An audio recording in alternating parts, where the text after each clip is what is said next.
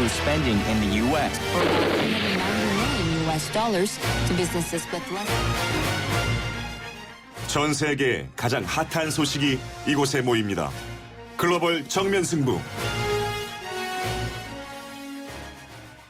글로벌 정면 승부는요, 오늘 독일로 가봅니다. 이 독일 쾰른에서 발생한 난민 집단 성폭력 사태의 파장이 확산되고 있는 가운데 독일이 오스트리아 접경 지역에서 돌려보내는 난민 수가 3배 이상 급증한 것으로 나타났습니다.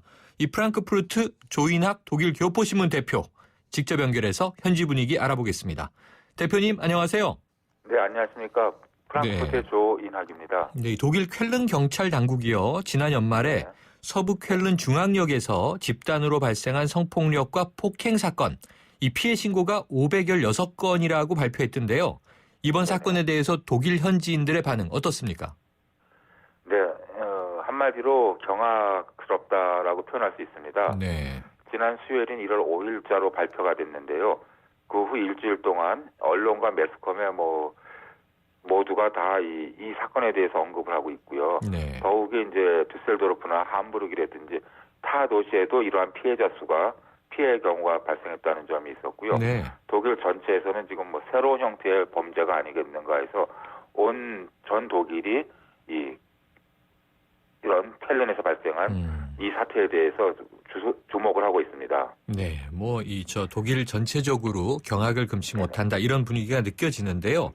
네, 그런데요, 그렇습니다. 대표님, 이번 사건이 계획된 범죄로 추정된다 이런 이야기도 있던데 이건 어떤 내용인가요? 네, 사건 초부터 난민들의 단순한 우발적인 범행이 아니라 계획된 범행이 아닌가 하는 그런 의견들이 속출했는데요. 네. 어제 독일 법무장관 하이코 마스 독일 법무장관이 이번 사건은 우발적인 사건이 아니다.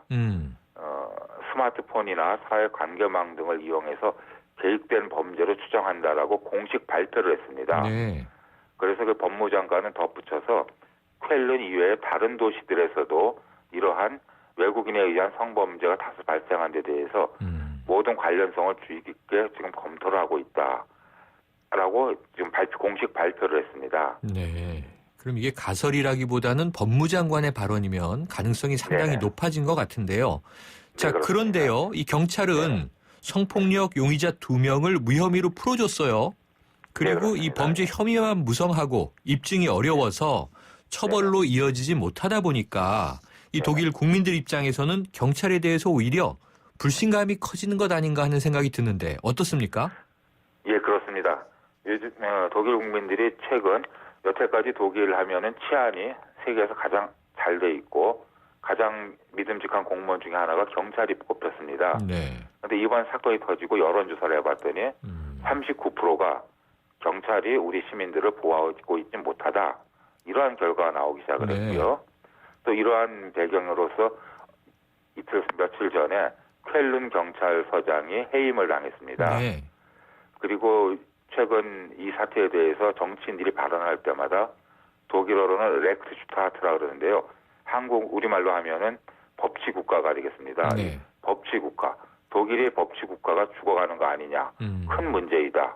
법치국가임을 다시 한번 세워야 되겠다. 이러한 움직임이 상당히 많이 정치권에서 보이고 있습니다. 네. 자, 이 앙겔라 메르켈 총리가요, 오는 20일부터 이 나흘 동안 스위스에서 열리는 세계경제 포럼에 참석 예정이었는데 참석하지 않기로 했다는 보도가 있는데 이 사건의 여파가 확산돼서 그런 건가요? 네, 그렇습니다. 어제 최종적으로 메르켈 총리가 오늘 20일부터 열리는 스위스 세계경제 포럼에 참석 않는다라고 발표를 하면서 이번 쾰른 사태를 그 해결에 주력을 하겠다.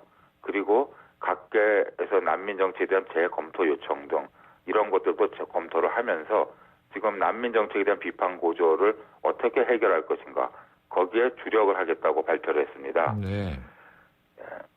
그러면은 지금 이제 메르켈 총리까지 나서서 다보스 포럼을 불참하면서까지 이 사태 해결을 진두지휘하겠다 이런 이제 느낌으로 전달이 되는데요. 자, 그런데요, 대표님, 이 메르켈 총리가 연례 정책 협의회에서 범죄를 저지른 난민의 추방 요건을 완화하겠다. 이렇게 이제 발표했음에도 불구하고 지난 9일에요. 보수단체 회원 1,700여 명이 맥주병과 폭죽을 던지면서 메르켈 총리의 퇴진을 요구하는 시위를 벌였네요. 네, 예, 바로 엊그제 9일날 이른바 팩이다. 정확히 풀었으면은 유럽의 이슬람화를 반대하는 애국 유럽인 네. 이런 단체가 한 2년 전에 결성이 돼서 활동을 하고 있습니다. 네. 이 단체에서 1,700여 명이 쾰른 시내에서 모여가지고 상당한 커다란 시위를 하면서 이 메르켈 정책에 대한 항의를 했습니다. 네. 그리고 메르켈 정권에 대한 불만을 무척 표현했는데요. 사실 이것이 처음이 아니라 네. 지난 수요일 날 발표된 이후 그 다음 날 바로 약 한 400~500명의 자발적인 시민들이 모여가지고 메르켈 총리에 대한 항의 시위를 벌였었고요. 네. 또 이런 이 난민 정책에 의해 가지고 메르켈에 대한 항의 시위들이 소규모지만 곳곳 도시에서도 지금 벌어지고 있습니다.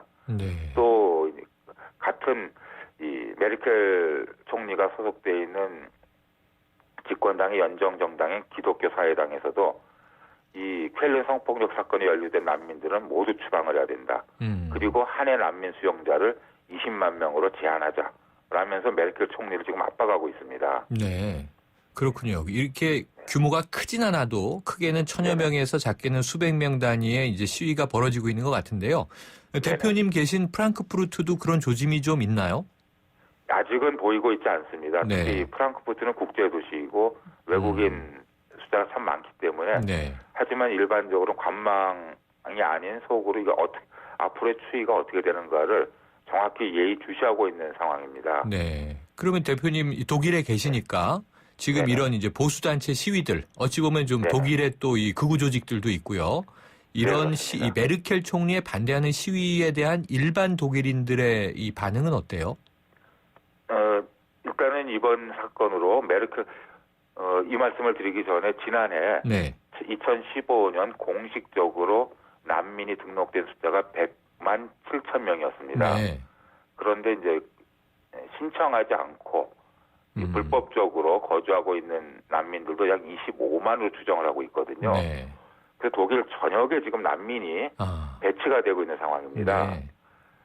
그렇기 때문에 독일 전체에서 이 난민에 대해서 여러 가지 의견이 있는데 일반 시민들은 상당히 부정적입니다. 네. 그런 상황에서 이런 문제가 지금 쾰른 문제가 터져가지고 지금 일반 시민들은 난민 정책을 전반적으로 재고해야 되는 거 아닌가.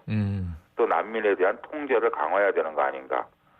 이러한 움직임이 상당히 많이 크게 흐르고 있습니다. 네, 그렇군요. 그러니까 과격 시위에 참여하지는 않지만 우려하는 네네. 이제 민심은 커지고 있다. 이렇게 이해가 네, 됩니다. 그렇습니다. 네, 대표님 오늘 말씀 감사합니다. 네, 감사합니다. 지금까지 독일 프랑크푸르트에서 조인학 독일 교포신문 대표였습니다.